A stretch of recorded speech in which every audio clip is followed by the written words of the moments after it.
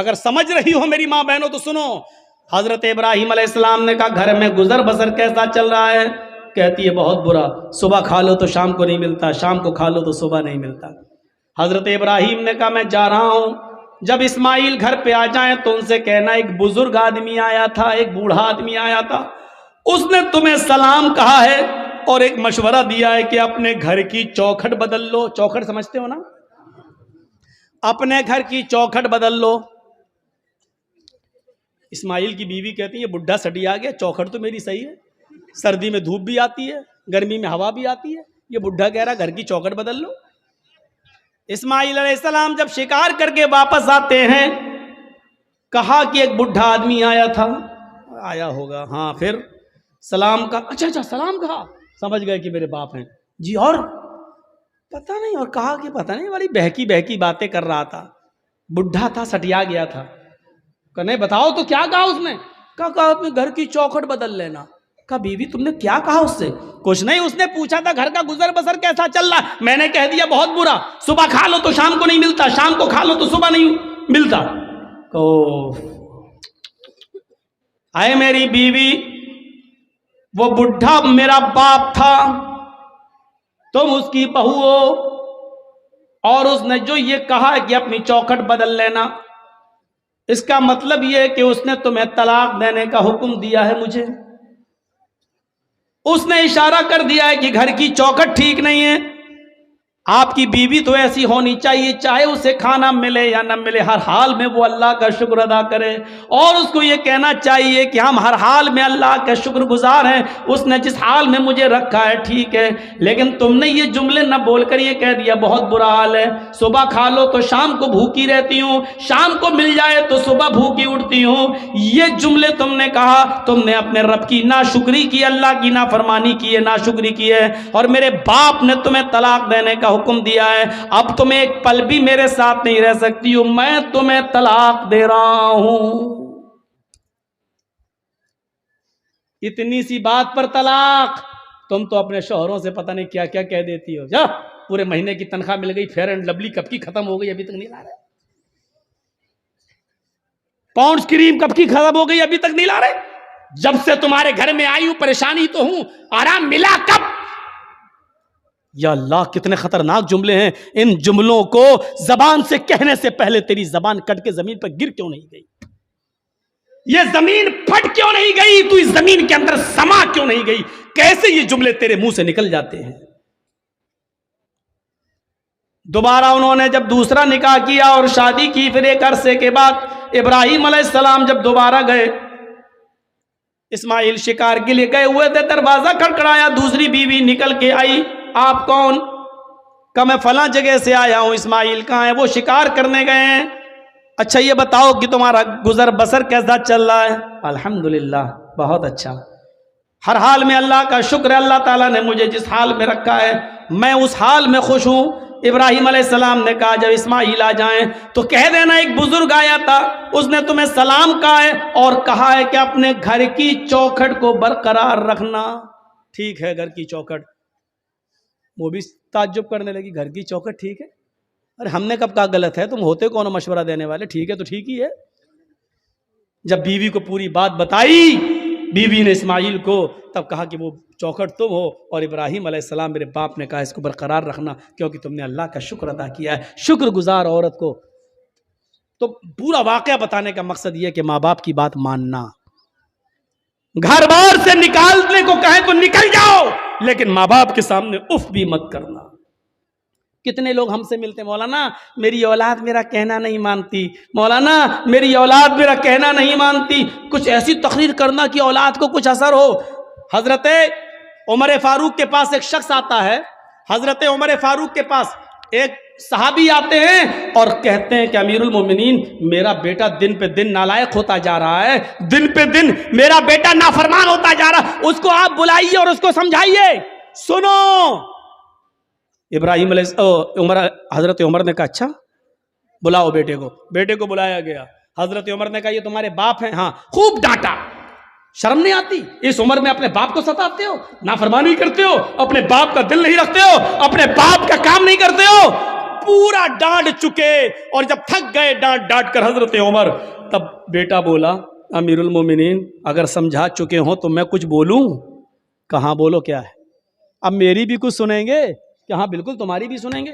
کہا یہ بتائیے کہ سارے حق بیٹے کا ہی ہے کہ باپ کے لیے یہ کرے؟ باپ کے اوپر بھی کچھ ذمہ داریاں ہیں کہ نہیں؟ کہاں ہیں؟ کہا بتائیے کیا ہیں؟ حضرت عمر نے کہا 3 ذمہ داریاں باپ کے اوپر سب سے پہلے عائد ہوتی ہیں۔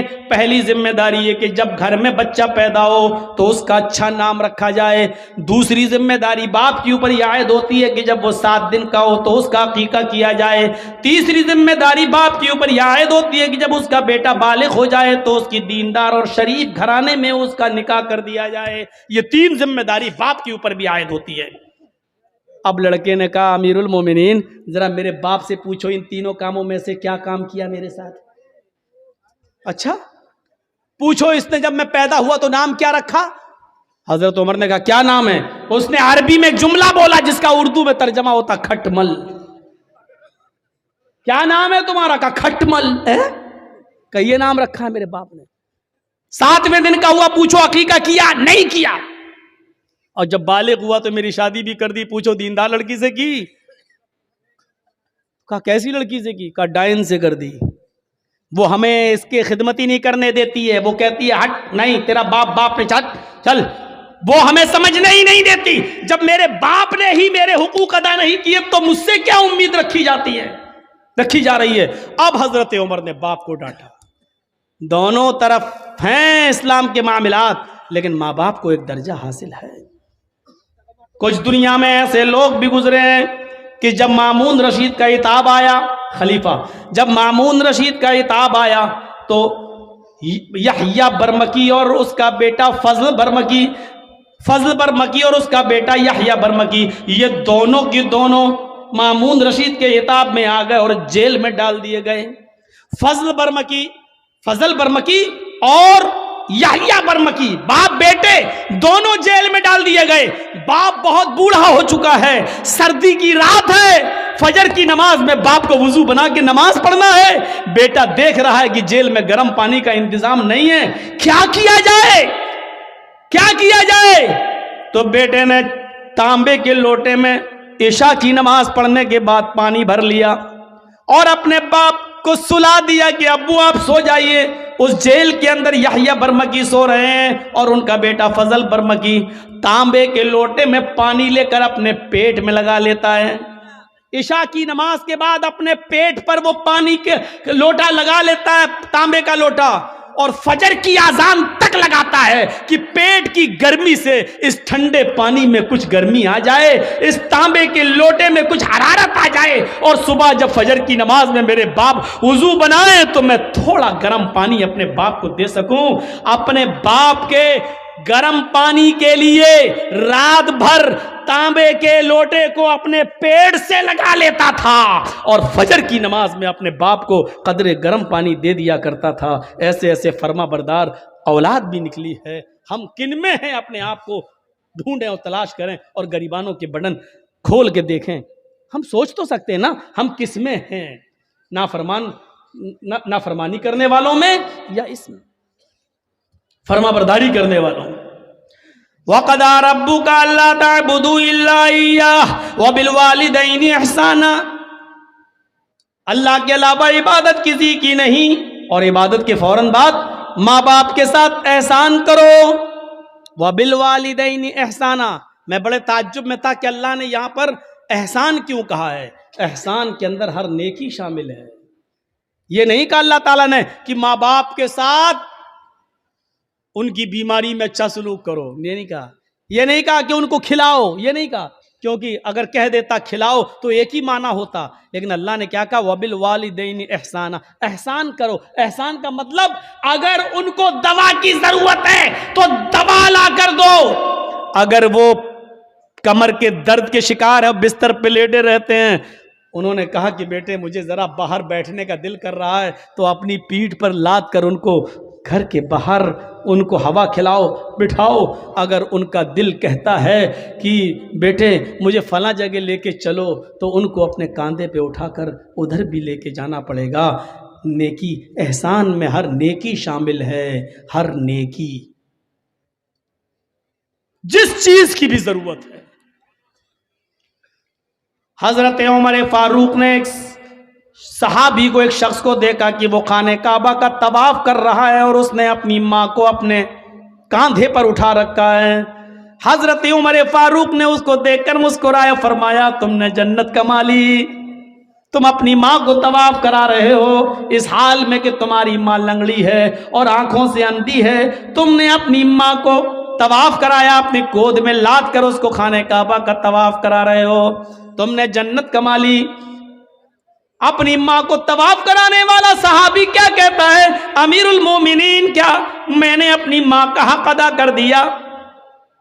میں اپنی ماں کا پیشاب پائخانہ دھوتا ہوں کیونکہ آنکھوں سے اندھی ہے، پیروں سے لنگڑی ہے، میں اپنے ماں کا پیشاب پائخانہ صاف کرتا ہوں، اس کے کپڑے بھی دھوتا ہوں۔ میری ماں نے تب عمرہ کرنے کی غرض سے مجھ سے گزارش کی ہے تو میں نے اس کا طواف کرایا اور اپنے کاندھے پر لاد کر اس کو طواف کرا رہا ہوں، کیا میں نے اپنی ماں کا حق ادا کر دیا؟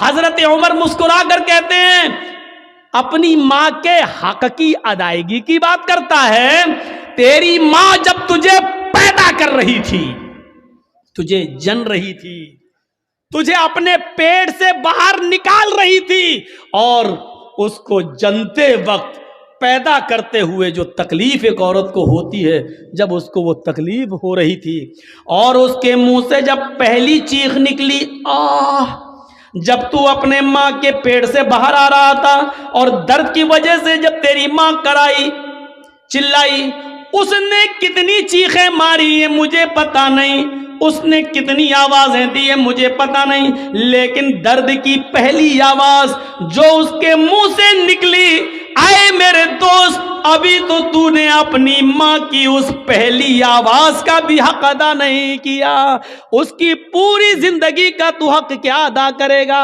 ابھی تو نے اپنی ماں کے پیدا کرتے وقت ہونے والی تکلیف کی پہلی درد کی آواز کا بھی حق ادا نہیں کیا۔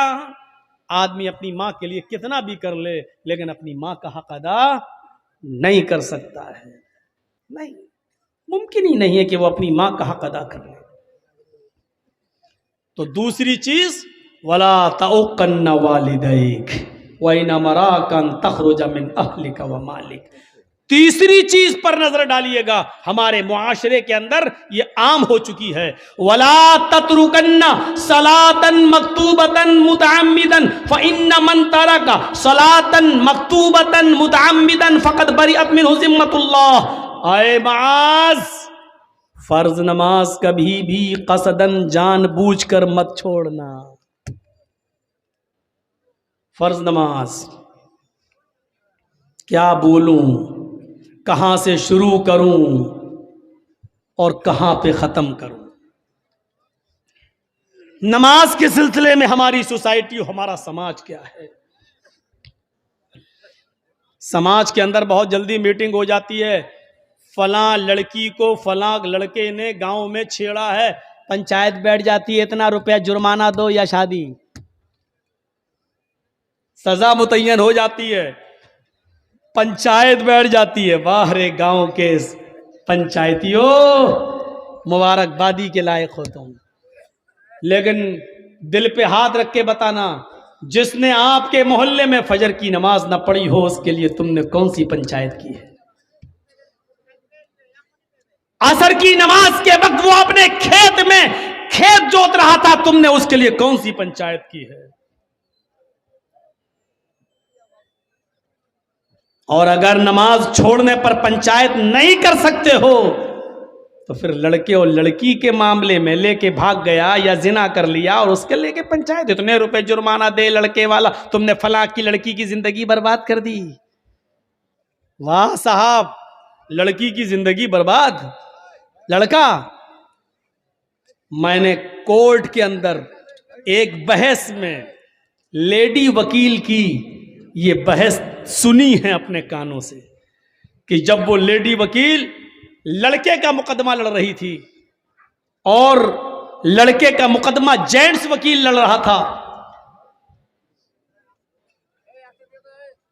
لڑکی کا مقدمہ جینٹس وکیل اور لڑکے کا مقدمہ لیڈی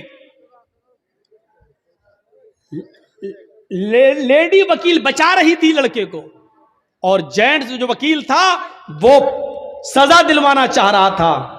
تو اس وکیل نے جو لیڈی تھی وہ سوئی لے کر آئی تھی، سوئی اور دھاگا، اور اس نے کہا جج صاحب دیکھیے یہ دھاگا میں سوئی میں ڈال رہی ہوں.